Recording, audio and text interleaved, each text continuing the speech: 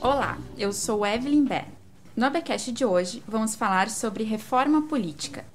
Partindo da premissa de que não existe um sistema ideal para todas as sociedades, encontrar regras que supram a necessidade de aliar a representatividade da sociedade e a efetividade dos eleitos é o grande desafio de qualquer democracia. Sempre que o tema reforma política entra em pauta, os defensores de outros sistemas eleitorais surgem. Os sistemas mais conhecidos e presentes no mundo são o proporcional, o distrital puro, o distrital misto e o, embora não tão usual no mundo, mas muito falado no Brasil, o distritão. Entender a dinâmica de cada sistema eleitoral ajuda a refletir e compreender melhor alguns fenômenos do cenário político atual. Portanto, um tema de interesse popular e que deveria estar mais próximo do protagonista da democracia, o eleitor. A verdade é que o Brasil não tem conseguido manter uma longa estabilidade política. Na história recente, após a redemocratização, já passamos por 2 processos de impeachment, escândalos de corrupção, embates entre poderes e uma crescente e acirrada polarização. Para esta conversa, convidamos os membros da recém-instalada Comissão Especial de Reforma Política da Seccional Gaúcha, o presidente Marcelo Schenck Duque e a vice-presidente Fabiana da Cunha Bart, nossa secretária-geral adjunta e coordenadora das comissões. Então, olá, doutores, sejam muito bem-vindos ao nosso ABcast. Como de costume, os debates sobre as mudanças eleitorais vieram à tona agora nesses últimos meses, né? Justamente por a gente estar em um ano que antecede eleições. E no Brasil temos o sistema proporcional de lista aberta para o legislativo e o majoritário para o executivo, né? Então, doutor Marcelo, o senhor poderia nos explicar, se é que é possível rapidamente, essa dinâmica do nosso sistema atual? Sim, em primeiro lugar, Evelyn, muito obrigado pelo convite, saúdo a todos os ouvintes, é um prazer também debater com a doutora Fabiana Bart, minha colega aqui na comissão. Primeira coisa que nós temos que dizer é que quando falamos de reforma política, nós avançamos num terreno muito mais amplo do que as meras regras eleitorais.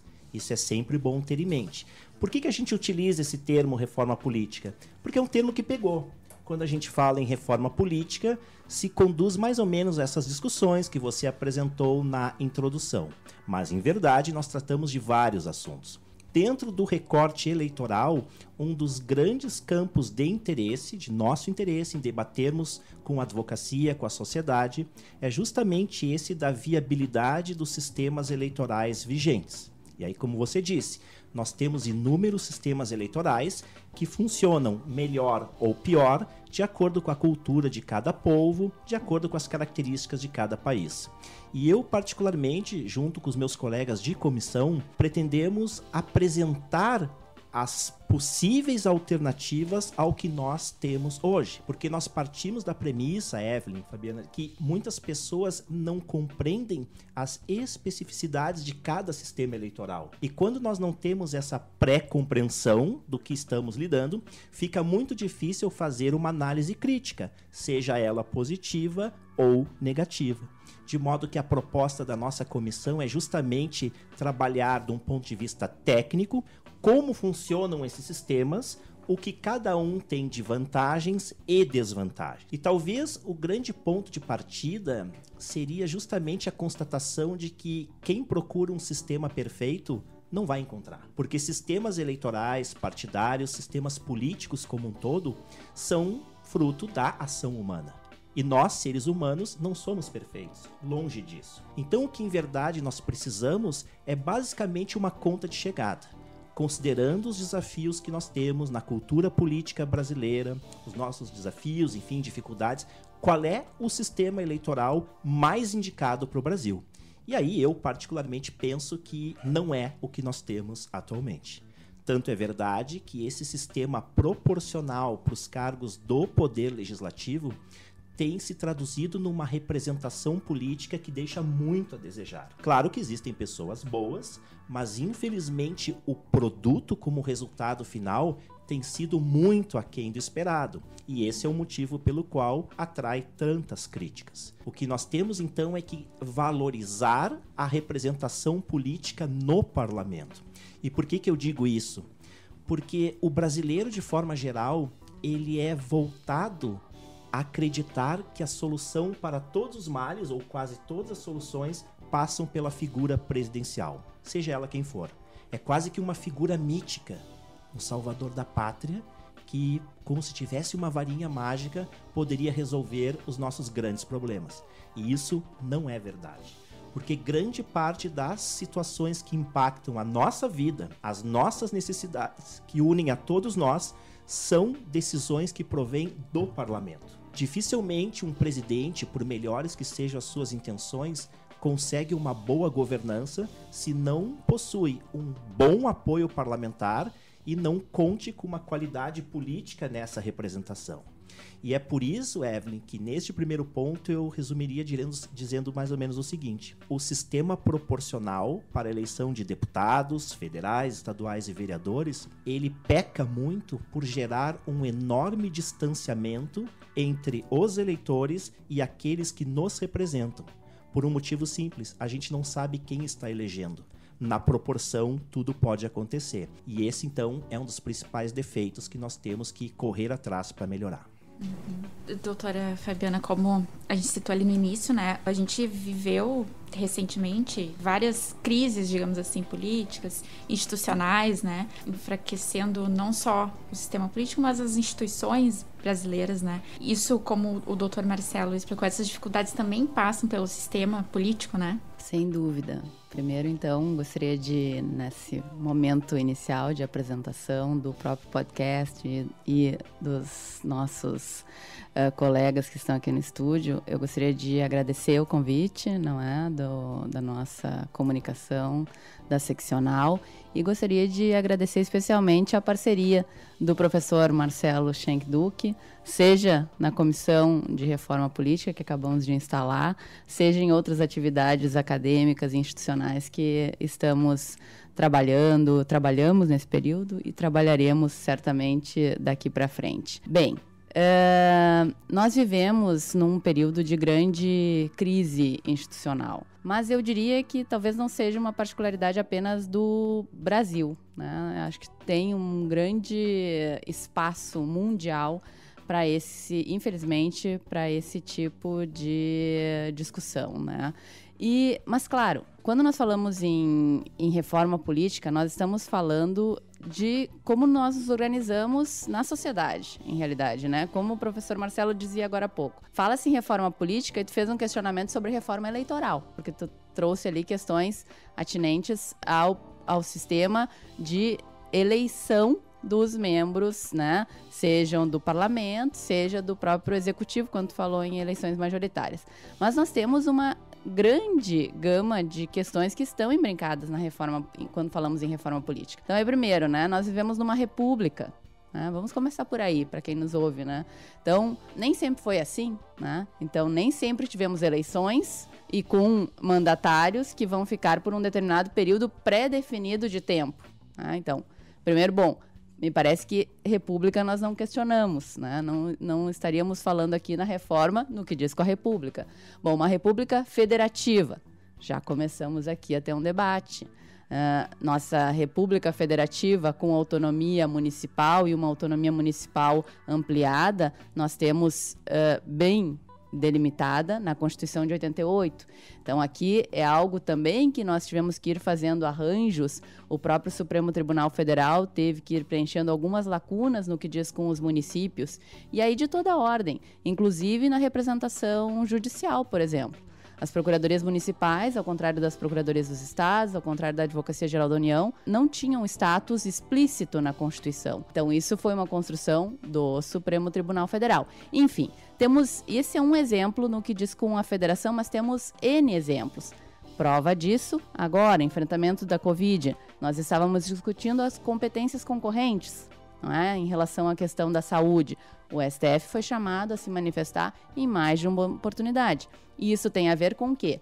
Com uma característica do nosso Estado. E se nós falamos em reforma política, talvez pudéssemos discutir problemas da federação que poderiam ser solucionados. O professor Marcelo já teve a oportunidade de escrever, eu também, publicamente, na minha dissertação de mestrado, sobre o papel do Senado Federal numa federação como a nossa. este papel está sendo exercido, poderíamos discutir a necessidade de termos um Senado Federal, e aqui não vai nenhuma análise dos atuais ocupantes do cargo, mas sim do histórico da atuação do Senado Federal no que diz com o papel que ele deveria ter numa federação. Então, aí é uma outra discussão e também envolve reforma política e também envolve estabilidade institucional, que foi a pergunta que me fizeste. Porque quando é que eu tenho um cenário de instabilidade institucional?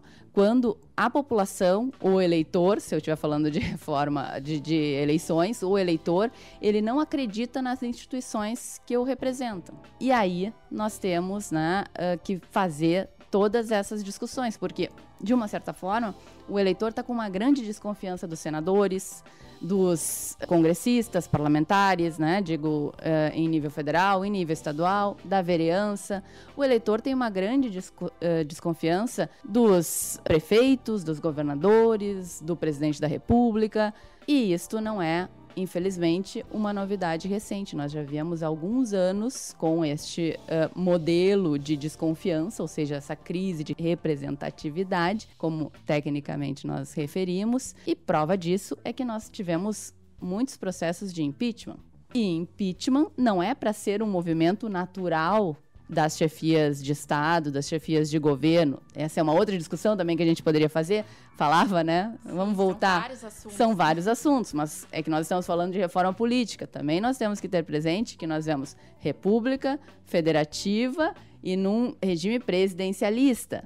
Então, concentrada a figura do chefe de Estado e do chefe de governo na mesma pessoa. Há muitos anos, a população foi chamada a opinar sobre isso e optou por permanecermos nesta forma, presidencialista, mas também com uma séria desconfiança em relação à pessoa que detém todos esses poderes. E aí temos os processos de impeachment, né, num país, numa democracia pós-88, né, neste Estado constitucional que vivemos pós-88, com 3 presidentes, aliás, 2 já impeachmentados e processos de impeachment em andamento em relação ao anterior, e em relação ao atual, muitas críticas se esse processo deveria tramitar ou não. Então, isso demonstra uma grande instabilidade política e a necessidade de nós fazermos esses debates. A comissão se propõe a isso, a debater todos esses temas que implicam em reforma política, e aqui falei de alguns, porque certamente se o professor Marcelo fosse falar sobre outras questões de reforma política, nós temos muitas e muitas delas. Aliás, a questão da emancipação dos municípios, agora que nós estávamos, de novo, envolvidos nessas discussões, inclusive no estado do Rio Grande do Sul. Questão de representação dos estados no Congresso Nacional, considerando o tamanho dos estados, considerando a população de cada estado, quer dizer, subrepresentação, ou poderíamos ter um Congresso majoritariamente coordenado por parlamentares de um estado com maior número de pessoas, enfim. Tem muitos arranjos que foram feitos em um determinado momento e que certamente hoje nós sabemos que teríamos aperfeiçoamentos a serem feitos. Esse é o objetivo nosso na comissão de discutir, e me parece aqui trazer algumas dessas inquietações para depois, quem sabe num outro podcast também, abordarmos cada uma dessas questões, porque realmente são muitas. Claro, é muito amplo, né, quando a gente fala. E essa diferença também acho importante ressaltar, né, da reforma política, como a senhora mencionou, e dessas mudanças que acabam acontecendo sempre em ano que antecede uma eleição, né? A sociedade não tem claro a diferença dessas questões, muito questão eleitoral, né, acaba sendo, e o que seria uma reforma política, né, doutor Marcelo? Esse é um ponto muito importante que tu trazes, e justamente é um dos nossos maiores objetivos, como a doutora Fabiana falou, com essa comissão. É trazer a discussão não apenas para a advocacia gaúcha, mas para a sociedade como um todo, porque essas questões que em verdade impactam muito nas nossas vidas, elas simplesmente não são discutidas. É como se nós tivéssemos um déficit de formação cultural, profissional, acadêmica, porque propositalmente ou não, os grandes debates que uma nação carece não se tornam realidade nas nossas vidas. E o produto desta carência é justamente esse. Nós vivemos em um cenário de afastamento quase que insuportável entre as decisões que são tomadas nos centros de poder e os destinatários, que afinal de contas somos todos nós. Veja que nós falávamos agora há pouco em crise. O Brasil, infelizmente, é uma sucessão de crises, Fabiana. Eu até diria, se houvesse um teste para verificar se uma pessoa é brasileiro de verdade, quando entra no país, deveria ser feita uma pergunta. Você já viu alguma crise no Brasil? Se essa pessoa respondesse não, ela não é brasileira. Porque, afinal de contas, nós nascemos mergulhados em crises. E por que isso ocorre, Evelyn? Justamente porque nós temos um arranjo institucional que percorre todas essas questões e tantas outras, né, que a doutora Fabiana, por limitação do tempo, colocou aqui as principais, e que não se separam das nossas vidas. Ou seja, quando as instituições estão mal configuradas, significa que a crise é só uma questão de tempo e contar se serão as mesmas sempre ou novas se somarão a essas. Ou seja, nós temos um grave problema de conformação das nossas instituições. Por isso que quando nós pensamos em reforma política, num sentido amplo, nós necessariamente estamos pensando em como reformar, aprimorar as nossas instituições. E aqui me parece que o aspecto principal sempre deve ser detalhado. Em nenhum momento, como alguns fazem, não nós, atacar instituições. Pelo contrário, a nossa vida depende de instituições. O que nós fazemos aqui com muita humildade, muito esforço, é propor melhoras às instituições vigentes. Então, essa é uma questão que nós sempre devemos deixar bem claro, porque infelizmente nós vivemos no país um momento de muita polarização política, ideológica, enfim, onde as coisas acabam se confundindo. Nós defenderemos até o fim as nossas instituições e, para tanto, despendemos os nossos esforços no sentido de aprimorar. E o último aspecto aqui que você coloca é justamente isso, por onde começar? Essa, em verdade, é uma resposta muito difícil de ser obtida. Porque quando nós temos uma carência institucional muito grande, como é o caso brasileiro, nós temos aquilo que os constitucionalistas chamam de um estado de coisas inconstitucional. Porque não envolve um probleminha aqui, acolá, Evelyn, colegas, envolve uma sucessão de problemas que em comum guardam um elevadíssimo grau de complexidade. Portanto, não existe uma única resposta correta. Qual é a primeira coisa que você poderia mexer, solucionar? Em verdade, o que existem são um conjunto de coisas que devem ser objeto simultaneamente de melhoras, de reparos. É o que nós chamamos de amarras institucionais. De nada adianta eu resolver o problema do sistema eleitoral se eu não melhorar o sistema de governo, se eu não melhorar a forma de Estado, a federação, como lembrou a doutora Fabiana. Então, justamente, uma das questões relevantes que nós nos propomos aqui é justamente destacar como há uma relação de interdependência entre as decisões macro que vêm sendo tomadas no Brasil nas últimas décadas. E quanto mais a gente se aprofunda nesse debate, mais a gente verifica o quão complexo ele é e como difícil se torna a proposição de soluções efetivas. Então, voltando à questão dos sistemas eleitorais, como a gente estava falando antes, no início, normalmente as pessoas têm maior conhecimento sobre a eleição nos Estados Unidos, que é dado um enfoque maior, midiático, que é o sistema distrital puro. Na Alemanha, que recentemente teve eleições, é o sistema distrital misto, Aqui no Brasil, a gente sempre volta aos debates do distritão, que não é muito comum no mundo, São poucos países que adotam esse sistema. O senhor poderia falar desses sistemas também, essas diferenças, características próprias de cada um e essas diferenças em relação ao Brasil também? Bom, primeiro sistema majoritário ou distrital. Parte da seguinte lógica: ele se aplica para os órgãos de representação coletiva, ou seja, Câmara de Deputados, Assembleias Legislativas e Câmara de Vereadores. Qual é a lógica desse sistema, Evelyn?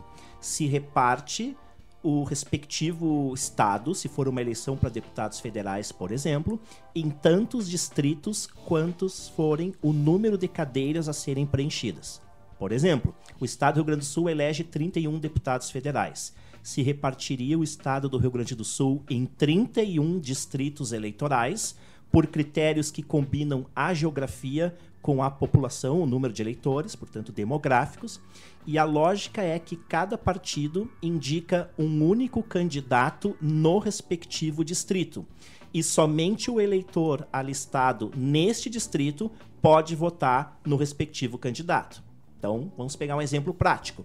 Vamos supor que o professor Marcelo ele é um eleitor alistado no distrito do qual faz parte a cidade de Porto Alegre. Cada partido pode indicar um único candidato a deputado federal para concorrer no distrito de Porto Alegre. Se a Evelyn, por exemplo, está vinculada, alistada num distrito da região da Serra, ali, Gramado, por ali, você não poderá votar no mesmo candidato que eu, porque no seu distrito concorrerão outros candidatos. Consequentemente, a eleição no sistema distrital se torna majoritária, porque você vota em uma única pessoa para ocupar uma única cadeira, semelhante como ocorre para a eleição para o Senado, para prefeito, governador, etc. Essa é a lógica do sistema distrital. Bom, aí você pergunta, e o sistema distrital misto? Também parte dessa lógica, mas ele agrega questões de proporcionalidade a esse conceito. Que eu sei que num podcast só fica muito difícil, como diz a Fabiana, a gente teria que repartir os temas, mas de forma simples eu posso dizer o seguinte.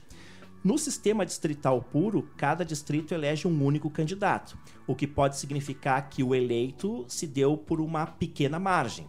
Vamos supor que 5 partidos indicam candidatos, o primeiro colocado ficou com 30%, o segundo com 20%, o terceiro com 18%, com 17%, assim por diante. Então funciona mais ou menos a lógica do primeiro que passa a linha de chegada é eleito, como uma eleição para prefeito, para senador.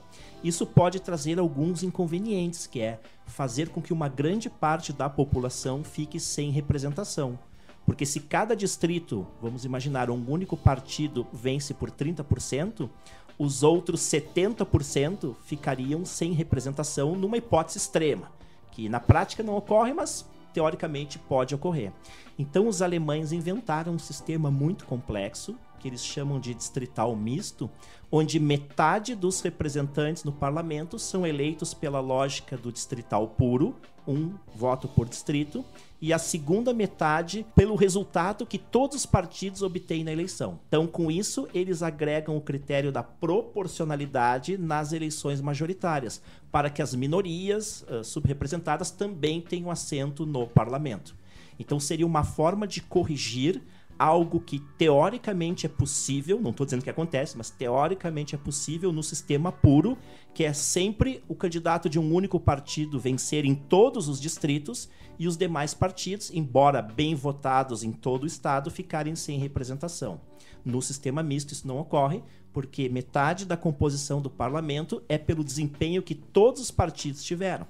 Então, se um determinado partido teve um desempenho de 20% dos votos em âmbito nacional, mas ele não teve o mesmo desempenho nos distritos, ele teria assegurado 20% por critérios de proporcionalidade. Tá? Esse é o distrital misto que ocorre na Alemanha. Distritão, nem vamos perder tempo com isso, Evelyn, porque é uma excrescência, algo assim que não é para funcionar, mas que eu entendo a tua angústia, porque volta e meia tentam nos empurrar essa estrovenga, como a gente diz, né?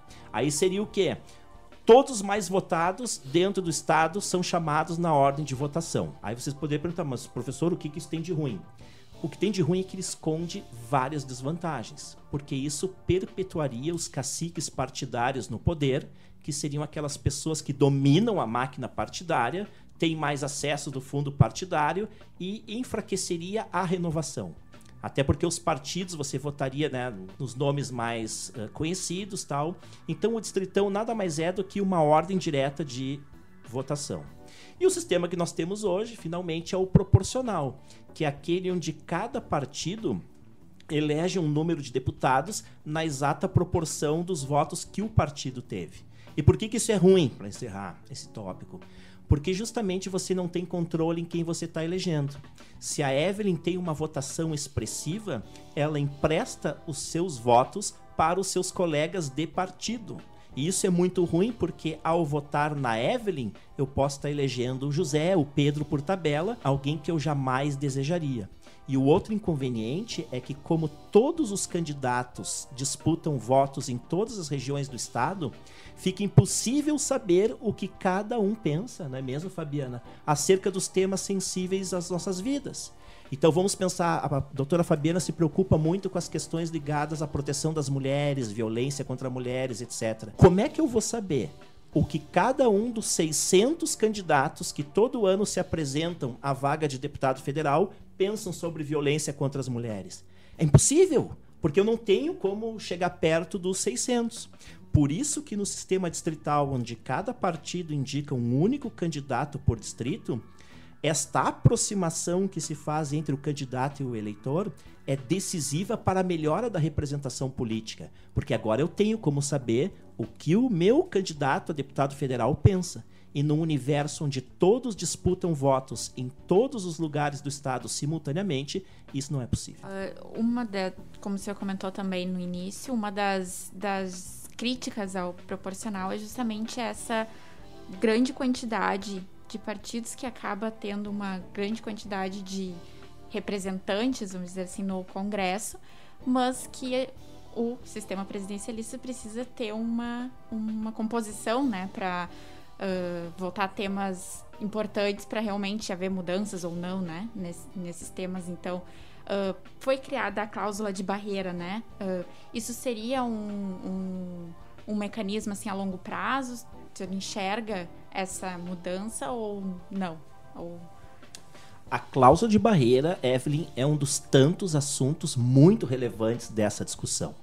E é importante lembrar também que cláusula de barreira é um instituto autônomo, não depende necessariamente do sistema eleitoral. Sim. Porque ela é importante tanto nos sistemas proporcionais quanto nos distritais, que são os majoritários. O que está em jogo aqui, lembrar?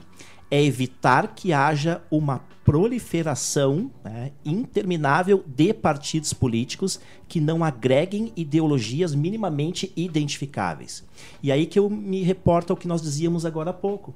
Nós temos que buscar soluções que encontrem correspondência com a nossa realidade social, política, cultural. E todos nós sabemos, e bem, que no Brasil, infelizmente, criar partidos políticos é um ótimo negócio. Porque abre as portas para financiamentos milionários, uma prestação de contas muito débil, né, graças a essas recentes inovações legislativas, aspectos jurisprudenciais e assim vai. Ou seja, quanto maior o número de partidos políticos com representação no Congresso Nacional, mais difícil se torna governar, seja qual for o governo do dia, a sua ideologia. E esse é o motivo pela qual esse é um dos motivos pelos quais os países com maior tradição democrática, um sistema político mais evoluído, se deram conta há muito tempo que ter um número excessivo de partidos com representação política é um entrave para a democracia. Porque é muito difícil, Evelyn, você fazer costuras políticas, acordos que são inerentes à atividade do parlamento com 30 partidos, como é o caso do Brasil. Então, esses sistemas, por meio de cláusulas de barreira, que alguns chamam de cláusulas de desempenho, visam a dificultar que partidos com representação ínfima de eleitores em nível nacional ocupem cadeiras no parlamento. Agora, uma distinção muito importante. A cláusula de barreira não impede a criação por si só de novos partidos. Isso está liberado, você pode ter 1000 partidos no país. O que impede é que um desses 1000 partidos tenha representação no parlamento, caso tenha uma votação ínfima nas eleições. E aí cabe a cada país decidir isso. No caso brasileiro, nós tivemos, muitos anos atrás, uma tentativa de nos aproximarmos ao modelo alemão de estabelecer uma cláusula de barreira de 5%. Ou seja, partidos que não obtivessem pelo menos 5% da votação em nível nacional não teriam direito a ocupar nenhuma cadeira no parlamento. Aí nós sabemos o que aconteceu, o Supremo Tribunal Federal, numa decisão que é objeto de muitas críticas, inclusive autocrítica por parte dos ministros que tomaram a decisão naquele momento, o que, aliás, né, Fabiana, é positivo, porque ao menos reconhecem que ela foi uma decisão desastrosa, julgou inconstitucional a cláusula de barreira. Então isso serviu como uma espécie de mola propulsora para que nós tivéssemos uma grande inflação partidária. Mais recentemente, em 2015, o Congresso aprovou um outro tipo de cláusula de desempenho que não proíbe o acesso dos partidos em si, que tem uma votação inexpressiva, mas estrangula o seu acesso a financiamentos públicos, horário de rádio, TV, etc.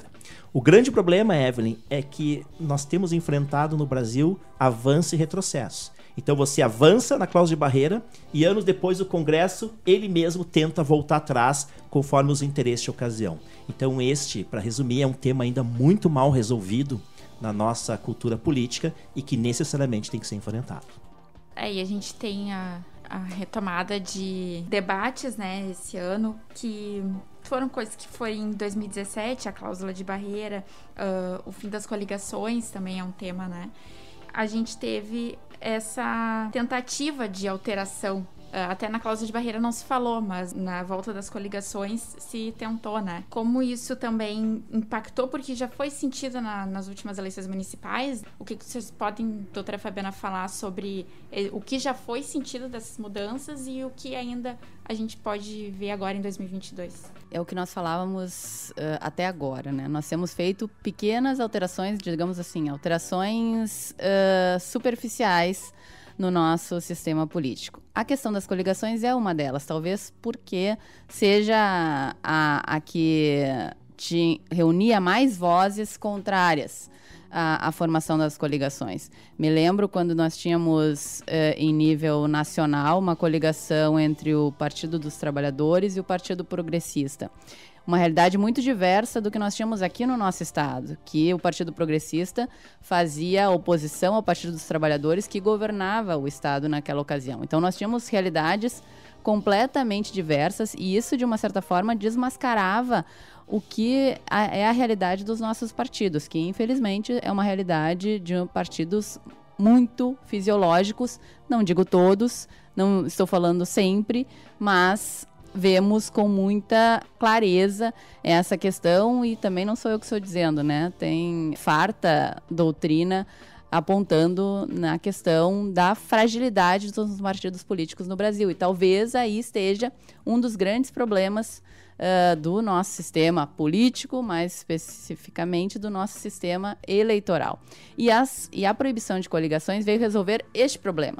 Como disse, talvez o mais evidente.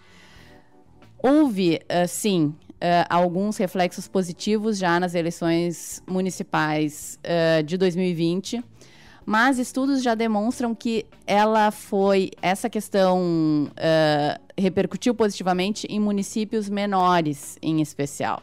Nos municípios maiores, a fragmentação partidária nas câmaras seguiu mais ou menos a proporção que havia antes da proibição das coligações nas eleições municipais. Agora nós teremos o teste no ano que vem, então, nas assembleias legislativas, para ver como será a repercussão disso. E o positivo, digamos assim, nessa reforma que acabou de ser aprovada no Congresso Nacional é que havia realmente movimentos no sentido de resgatar, né, as coligações, a possibilidade de coligações, e isto restou não aprovado, então nós poderemos fazer essa avaliação dos benefícios do fim das coligações nas eleições do ano que vem em relação às eleições proporcionais. Mas o que é interessante neste tema é que nós testamos os institutos em separado.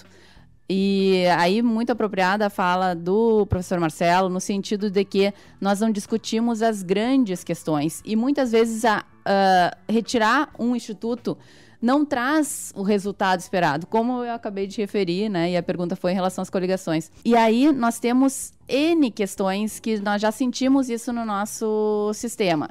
Por exemplo, financiamento de campanhas. Era um problema? Era, né? Quando a Ordem dos Advogados do Brasil, o Conselho Federal da Ordem dos Advogados do Brasil, há muitos anos, ingressou com uma ação no Supremo Tribunal Federal questionando as formas de financiamento de campanha, que não era apenas o questionamento em relação ao financiamento das empresas, era também em relação aos limites do financiamento para as pessoas físicas, enfim, o que não foi acolhido pelo Supremo Tribunal Federal, mas em relação às empresas, foi acolhido? Foi.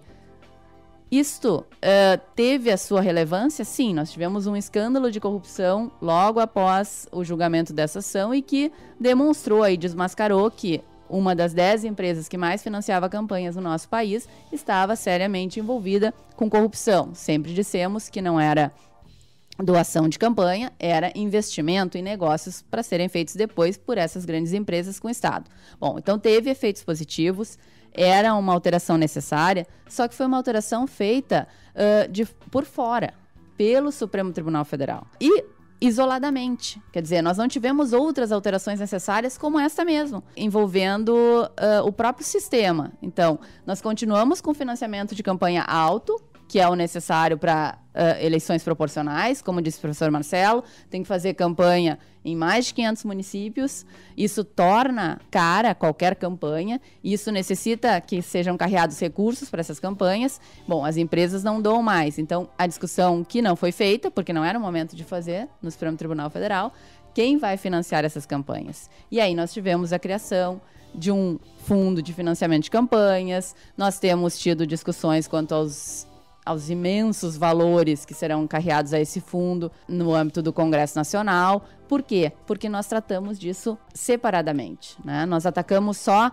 um problema, nós não viemos discutir as causas e o sistema como um todo. E nós sabemos que reflexos disso, hoje, né, candidatos, como também nós não temos uma limitação para o autofinanciamento, então candidatos com grandes fortunas se elegeram e não precisavam sequer de financiamento nem de um fundo público, nem de pessoas físicas. Aliás, o país não tem uma tradição de doações de pessoas físicas para as campanhas.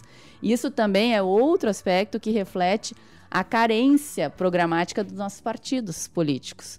Porque em outras democracias nós temos uma tradição de que, bom, eu acredito no programa desse partido, né? Este partido realmente me representa, vai ter candidatos que representem este programa, então eu vou fazer a minha doação individual para eleger este candidato por este partido, não é? Ou mesmo poderíamos discutir listas partidárias primeiro, né? Que foi uma proposta que a Ordem também já encampou, que virou projeto de lei no Congresso Nacional, tem vários projetos de lei no Congresso Nacional, não é? Tratando de sistema político, aliás, eleitoral. A Ordem encampou uma proposta que primeiro se votaria no número de cadeiras que teria cada partido, e depois uma lista pré-ordenada, então, de quem iria ocupar essas cadeiras, numa ideia de quê? De fazer o fortalecimento dos partidos políticos.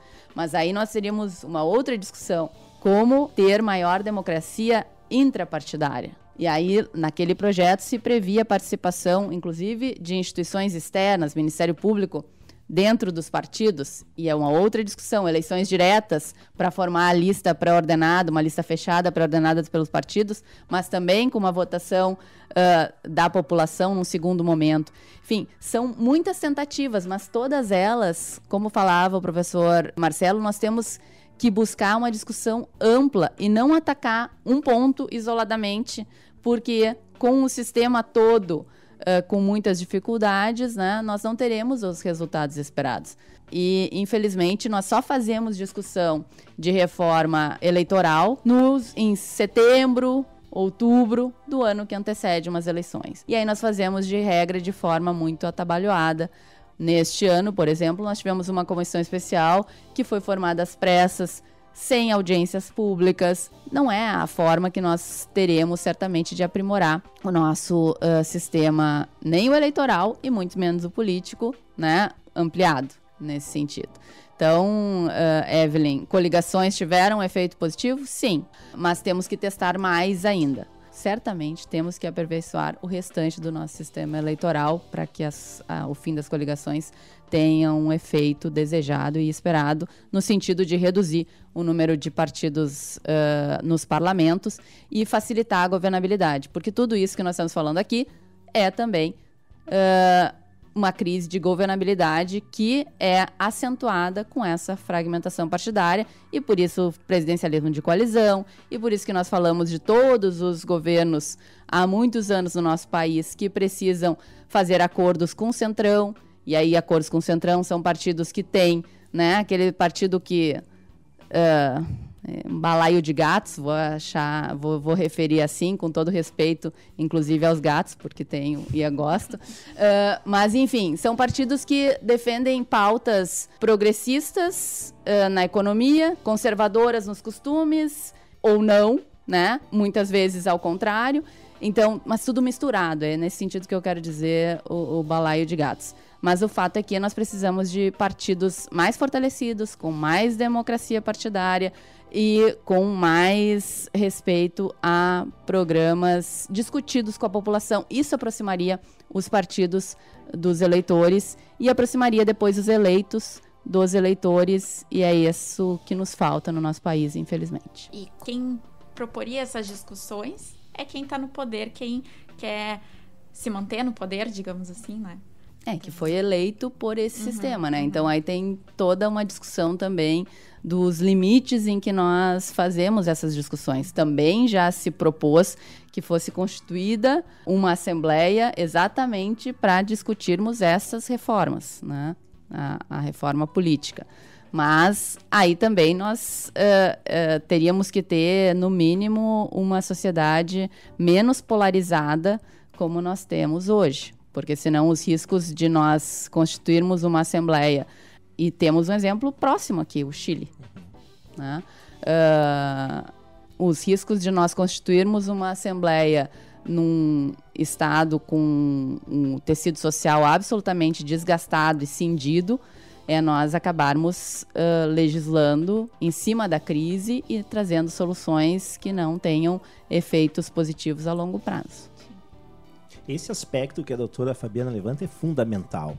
A grande dificuldade que nós temos em implementar novas e positivas soluções passa por um desafio que é terrível.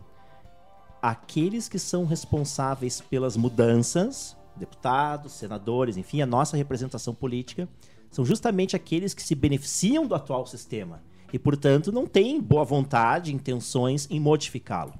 E o que agrava ainda mais a situação, Evelyn, é que esse tipo de sistema, ele é avesso à renovação. Não só a renovação pessoal, mas a renovação de mentalidades. Isso eu acho importante consignar, porque vejam, nas últimas eleições de 2018, houve até uma significativa renovação em termos pessoais.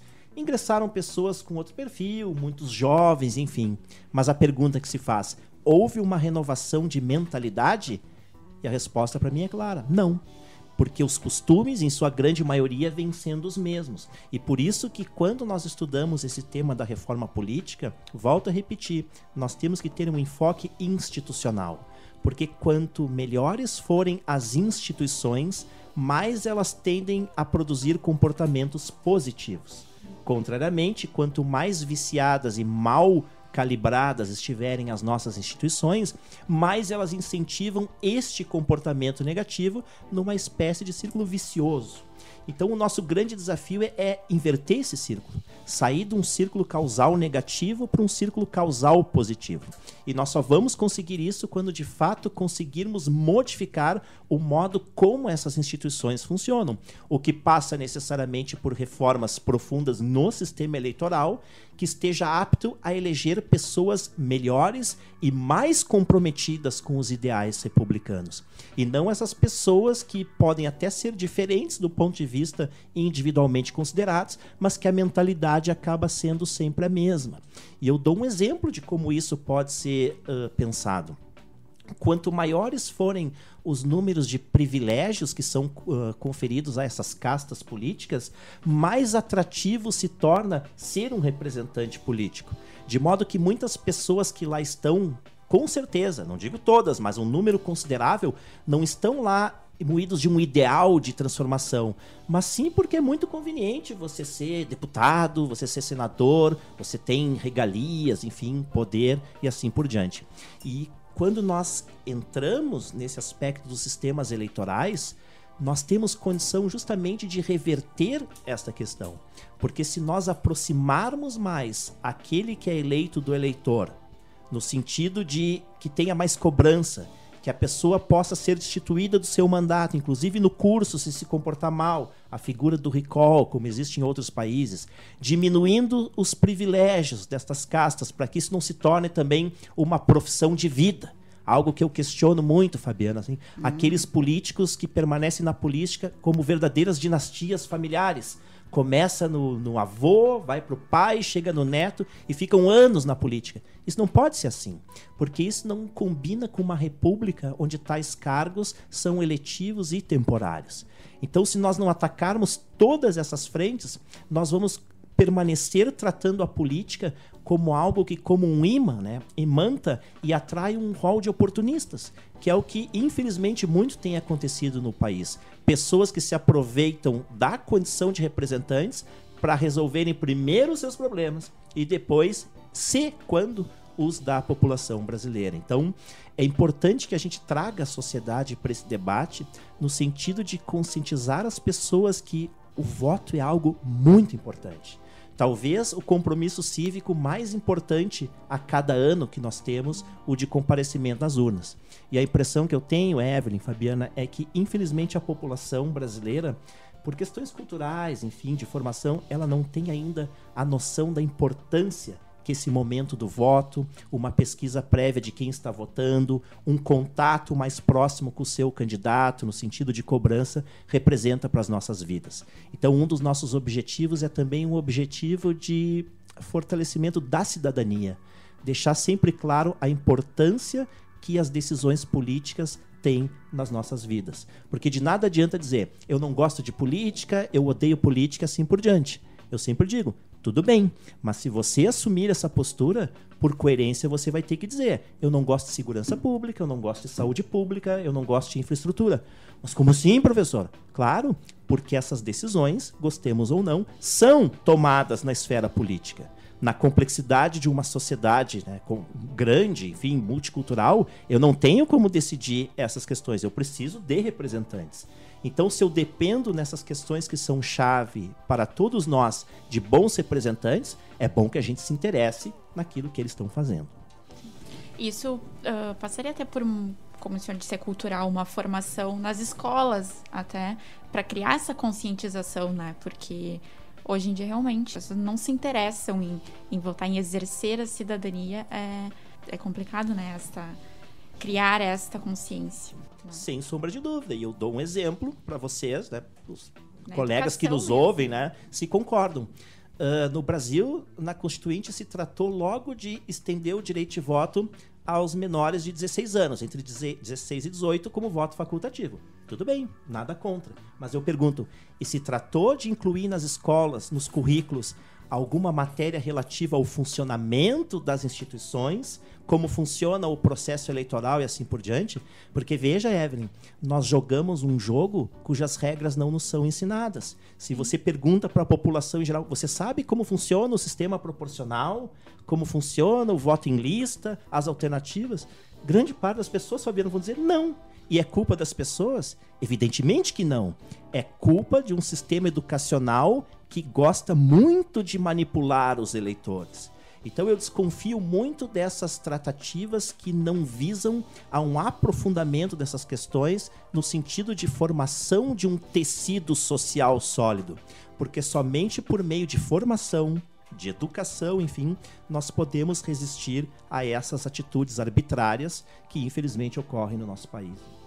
E, doutora Fabiana, falando de agora, mais recentemente, né, nós temos muitos ataques à justiça eleitoral, às urnas eletrônicas, né, a gente está desinformação, né, a era da desinformação. Como a senhora vê essa era afetando o nosso sistema? Primeiro, acho importante referir que desinformação não é algo de hoje, né? Desinformação e eleições nós tivemos desde que se busca eleger pessoas para nos representar, porque também nós temos que ter presente de que tudo isso, como o professor Marcelo referiu, não adianta não gostar de política, né? Nós vivemos numa sociedade e criamos ficções para podermos viver em sociedade. E uma delas é que nós não nos representamos, nós não temos a possibilidade de definir as nossas próprias leis. Nós temos em assuntos públicos, né? Na coisa pública, nós precisamos eleger representantes. A nossa representatividade indireta, né? Não somos nós lá que definimos as nossas leis. De regra geral, teremos algumas possibilidades de iniciativa popular, enfim, mas é outra discussão. Mas o fato é que nós precisamos eleger representantes. E a desinformação é natural desse espaço público. Qual é a grande novidade hoje? É que nós temos uma desinformação em massa. E nós temos uma desinformação, muitas vezes, comandada de forma não transparente, especialmente pelas nossas mídias digitais, né? Isso somado a uma circunstância no Brasil muito complicada de que a maioria da população informa-se por WhatsApp, né? Então, assim, e nós sabemos que isso também tem algo a ver, né? Embora eu esteja falando de um serviço de mensageria, então seria melhor dizer do que falar o nome, né, do aplicativo, mas enfim, o fato é que esse serviço de mensageria, ele também tem uma questão envolvendo uso de dados pelas operadoras de telefonia. Então, muitas vezes, a pessoa que fica num espaço de maior pobreza, ela tem os dados no seu celular limitados. Então, se ela vai num site de notícias, ela vai ter dificuldade, porque ela está com acesso de dados ao seu plano de dados limitado. Mas, em compensação, a notícia que ela recebe no WhatsApp, ela vai receber e vai ler. E aí, a desinformação, não é? Especialmente nas nossas últimas eleições, e nós sabemos não só aqui, mas, enfim, né? Nos Estados Unidos tivemos grandes discussões quanto a isso. Tem um escândalo que, tornou-se filme, né, disponível no Netflix, então, envolvendo questões que foram trazidas ao Parlamento Britânico, né, ao Brexit, questões envolvendo eleições norte-americanas, enfim, porque a desinformação, ela tem esse terreno muito fértil em alguns domínios da informática que ainda nós não tivemos regulação, agora que começam os movimentos regulatórios nesse serviço. Então, quer dizer, nós temos monopólios nessa área, e monopólios, eles acabam permitindo que o poder econômico, não é, atravesse esse sistema e divulguem-se, então, informações inverídicas de massa. E quando se vai buscar identificar o problema, os efeitos já foram espalhados e já refletiram muitas vezes nas urnas. Então, se está sempre de forma atrasada. Por isso que, por mais que se discutam mecanismos legais para coibir a desinformação, nenhum será melhor do que mais informação. Porque nós temos que conseguir, então falávamos de educação, né? Educação dos nossos sistemas, sim, mas também educação midiática. Quer dizer, nós também temos que entender, né, como uma mensagem falsa ela adere melhor. Nós vivemos a época da pós-verdade. Então, os fatos, eles podem ser muito simples e muitas vezes, por serem simples, serem desinteressantes. Mas um fato com uma boa narrativa, ele fica mais interessante. Então, desconfie, se a narrativa ela é muito fantasiosa, talvez ela esteja descolada da realidade. Então, também incentivar na educação midiática, incentivar nas agências de checagem de notícias, incentivar, né, digamos assim, eu penso que os jornalistas também, eles estão numa situação que eles estão sendo postos em xeque, não é? De uma certa forma, nós temos que também trabalhar com a formação de qualidade dos jornalistas e com veículos de notícias com uma certificação adequada, né? E não ficarmos colhendo apenas mensagens diretas, privadas, e assim, com maior regulação nesse mercado, sem dúvida.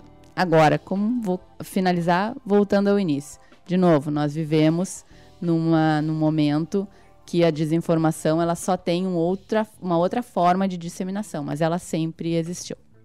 Sobre representatividade, né, doutora, sobre mulher na política, negros, as cotas que foram muito discutidas, né? A gente teve agora uma alteração aprovada, mas a verdade é que a Câmara dos Deputados, né, possui apenas 15% de mulheres e o Senado Federal 12%. Nas eleições de 2020, 900 municípios não tiveram uma vereadora eleita, né? Muita coisa. Então, como a senhora vê esses avanços e também retrocessos, né, nessa área? Eu penso que tentativas estão sendo feitas nessa área para avançarmos, mas a realidade, infelizmente, ela está nesse nível que falastes, e nós vemos como esse patriarcado, ele é estruturado e reflete na nossa representação, infelizmente. Umas grandes questões, né, quando se falava em distritão, porque o professor Marcelo falou que é uma excrescência, mas nós sabemos que havia muitos defensores.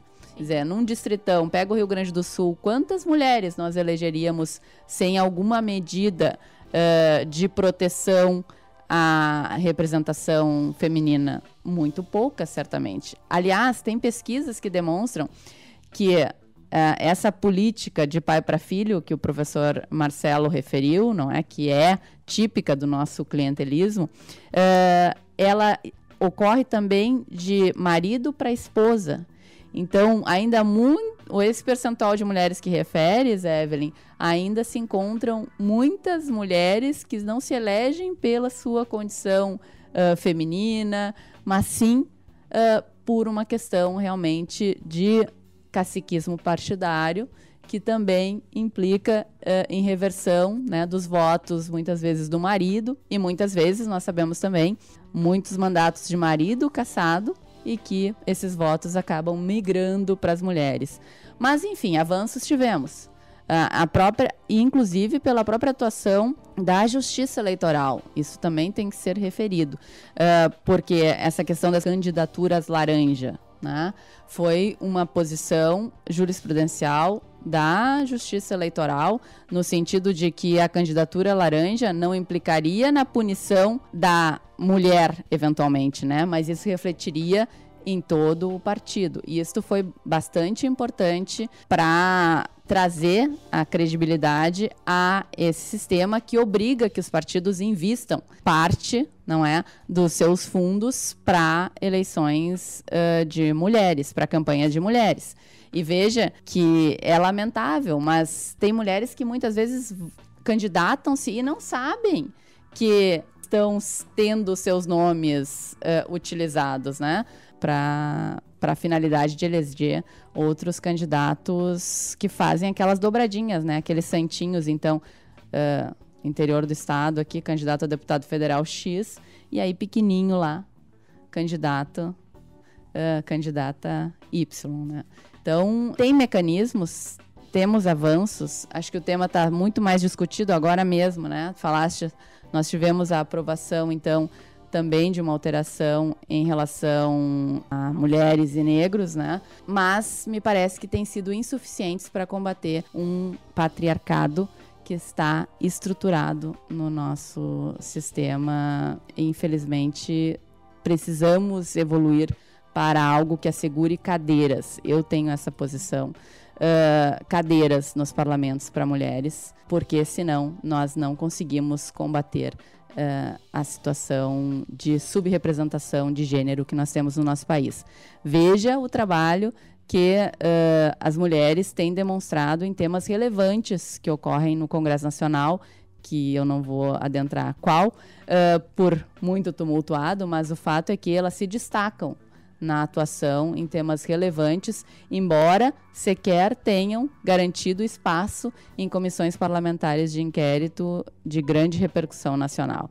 Mas mesmo assim, com a união inclusive de gênero, porque se fez uma bancada feminina, não é? E trabalhando, independentemente de partido, mas considerando a questão de gênero, tem feito um trabalho destacado nessa área, e não raro se vê que também, por questão de gênero, são injustamente atacadas no exercício do seu mandato parlamentar. Então, isto demonstra toda a complexidade deste tema, que talvez merecesse um podcast específico para isso. Fiquei falando, o professor Marcelo convidou-me para falar na pós-graduação em Direito da URGS sobre esse tema. Nós ficamos mais de 2 horas debatendo. Com gostinho de quero mais. Exatamente. Isso que a doutora Fabiana levanta, né, ela é uma grande especialista nessa área, ilumina todos nós, é o grande reflexo de que quando a gente debate reforma política, Evelyn, no Brasil, nós estamos, na maioria das vezes, olhando só para questões periféricas. Porque, veja, como é que pode uma sociedade onde as mulheres são maiores em números absolutos e estarem tão subrepresentadas? O mesmo em relação a negros, por exemplo. E isso parte de uma questão, a Fabiana referiu isso no início do nosso podcast, que é absolutamente negligenciada no país, que é o aspecto que nós chamamos de democracia intrapartidária, ou seja, a democracia dentro dos partidos políticos. Raciocinem comigo, colegas, agora. Vejam, nós temos um sistema constitucional que obriga, como regra, a filiação partidária para efeitos de concorrer a cargos eletivos, ou seja, você depende da estrutura de partidos políticos. Por outro lado, essas entidades de direito privado, que são os partidos políticos, elas são praticamente desregulamentadas. Ou seja, os donos dos partidos, aquelas figuras que nós chamamos no Brasil de caciques partidários, têm um poder quase que imperial sobre estruturas que são absolutamente dispensáveis no processo político. Então, me parece que um dos grandes temas de uma reforma política seria justamente investir em democracia intrapartidária, para que os filiados possam decidir com mais força os destinos das agremiações e não concentrar tudo nas figuras de lideranças, enfim, porque daí acaba acontecendo isso, sempre os mesmos, homens brancos, diga-se de passagem, e sem chance para todos aqueles que se apresentam como alternativas de renovação, oxigenação. Então a democracia intrapartidária quer regulamentar mais os espaços de atuação plural dentro dos partidos, eliminando essa figura nefasta dos líderes, dos donos dos partidos, etc., que abafam, né, a grande parte dos militantes, digamos assim, dos agremiados, é algo que nós não podemos mais fugir. É um tema da ordem do dia, mas que infelizmente é muito negligenciado no Brasil, porque a impressão que nos é transmitida é que a democracia tem só o aspecto da eleição. Só que uma democracia, colegas, não se faz só com eleições. Isso eu acho que é a grande constatação. A democracia se faz também com eleições, obviamente, mas ela depende de muitos outros passos que são anteriores ao dia do pleito, como a organização partidária, regras de financiamento, sistemas eleitorais. E é por isso que nós temos essa iniciativa aqui na OAB do Rio Grande do Sul, para propormos um espaço plural de discussão, onde esses e tantos outros temas, né, serão sempre bem-vindos. Excelente, Marcelo. E se me permite, Evelyn, penso que é importante dar esse fecho, porque o que nós temos hoje é uma democracia que se fala muito de uma democracia formal, a democracia da maioria. Mas a democracia, na história mundial e secular, ela evoluiu no sentido de que a democracia que nós vivemos não é a democracia da maioria. A maioria não pode tudo. A maioria, ela tem limites na nossa Constituição, no nosso texto constitucional. Quer dizer, nós estamos vivendo sob a égide de um Estado constitucional, democrático, de direito. E o fato é que nós nos comprometemos a termos uma sociedade plural, igualitária, com erradicação da pobreza, e a sociedade cada vez vê ao seu lado um distanciamento de todos esses compromissos da nossa democracia. Então, nós podemos ter uma maioria que queira aumentar as desigualdades sociais, vamos supor, hipoteticamente. Mas, então, esta maioria ela vai ter que encontrar limites no nosso sistema constitucional. E aí, por meio de quê? Dos poderes constituídos. Então, aqui nós nem falamos, professor Marcelo, Evelyn, de uma outra grande crise que nós estamos tendo no nosso país, que é em relação às funções do próprio Poder Judiciário. Porque nós já tivemos grandes discussões, e prova disso são os impeachments em relação aos limites do Poder Executivo. Nós temos, cotidianamente, estamos discutindo aqui as grandes crises do Poder Legislativo. Estamos criticando a inação do Poder Legislativo em relação a esses grandes temas. Hoje nós estamos em franca discussão também das atribuições do Poder Judiciário. E esse sistema todo, né, talvez não seja uma crise tão somente em decorrência da atuação do Poder Judiciário, mas desse sistema de freios e contrapesos que está sendo examinado talvez de uma forma um pouco distorcida, por conta também daquela outra questão que nós falávamos, da desinformação. Evidente que nós podemos discutir tamanho do Supremo Tribunal Federal, se maior, competência do Supremo Tribunal Federal, se deveria ser menor, se deveria ser uma corte exclusivamente constitucional, como há exemplo em outros países, ou não, né? Como hoje nós sabemos o volume de processos que acabam chegando ao Supremo Tribunal Federal que não tem matéria constitucional. Nós podemos discutir o mandato dos ministros do Supremo Tribunal Federal, podemos discutir a eleição de ministros do Supremo Tribunal Federal. Bom, tudo isso se pode discutir. Agora, nós temos que ter presente a importância do Supremo Tribunal Federal, a importância do Poder Judiciário nesse sistema de freios e contrapesos, e que muitas vezes pode ser uma posição contra-majoritária, porque é papel do Supremo Tribunal Federal fazer, muitas vezes, essas escolhas contra-majoritárias, desde que consistentes, coerentes e inseridas efetivamente no sistema constitucional que nós vivemos, né, e que deve determinar a conduta de todos os agentes públicos e privados. E muitas vezes nós parecemos nos esquecer disso. Então, a importância de nós debatermos reforma política, ela é amplíssima e abarca todos esses temas que nós falamos aqui, um pouquinho de cada um, não é, professor Marcelo? Mas tentando referir como essa problemática enfrentada pela comissão, ela é relevante não só para a cidadania, mas para as instituições e para a permanência e prevalência de um Estado com instituições fortes, porque também gosto da frase que já foi dita aqui, nós com instituições fortes, nós não precisamos e não devemos precisar de salvadores da pátria. Nós precisamos realmente de instituições fortalecidas que bem representem o povo do nosso país.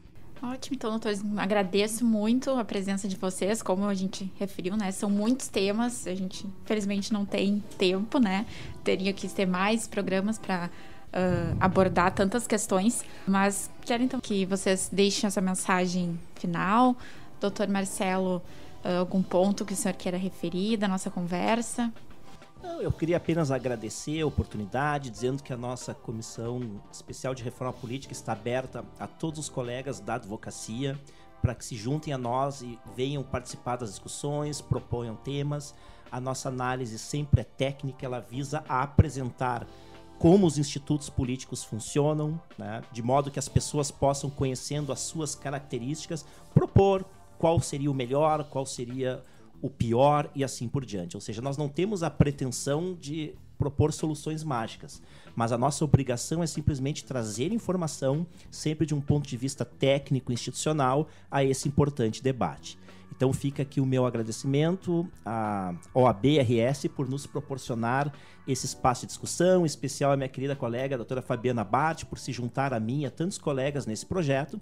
E dizemos que nós estamos à disposição, Evelyn, para comparecer aqui em outros momentos, para pontuar temas talvez de uma forma mais específica, sempre contribuindo então com o debate, com a sociedade, porque o que nós queremos, e a OAB principalmente, é o fortalecimento da democracia e do Estado de Direito.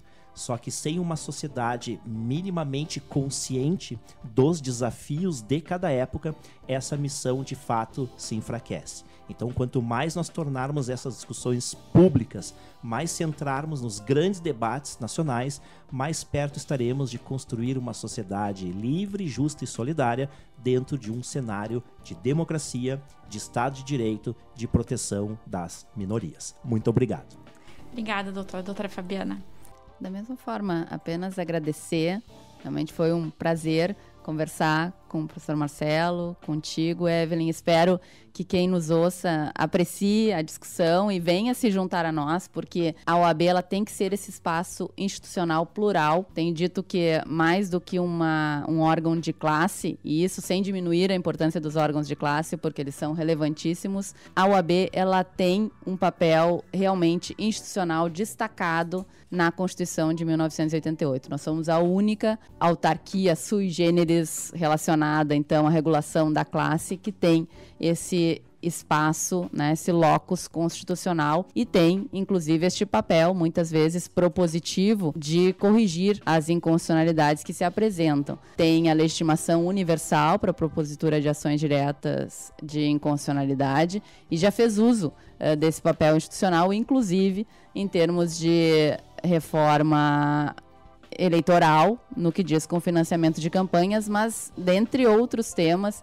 que nós tivemos atuação destacada para corrigir distorções que se apresentam, e isso tudo só é possível com a participação da cidadania, com a participação da advocacia, e este é o objetivo, então, tanto da nossa comissão quanto da nossa atuação aqui neste podcast. É o primeiro que eu participo, então estou inaugurando essa modalidade de falar, né, sem estar vendo com quem estou me comunicando. Para quem gosta de conversar olho no olho, isso é algo difícil, mas eu espero que os ouvintes, enfim, tenham apreciado e se juntem à OAB nessa verdadeira batalha para termos uma sociedade que represente realmente todas e todos que vivem nesse país, nessa cidade, nesse estado.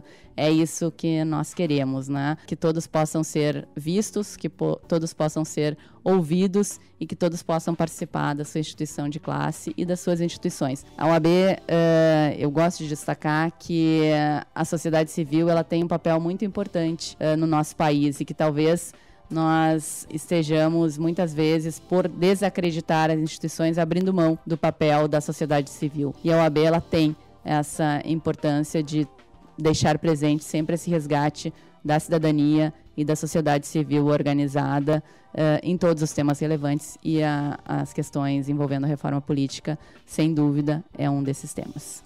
Certo, muito obrigada, então, aos autores. O OABcast fica por aqui. Este programa é uma realização do Departamento de Comunicação Social da OAB Rio Grande do Sul, na técnica Diego Moreira, produção e apresentação Evelyn Beth. Até o próximo OABcast. Tchau!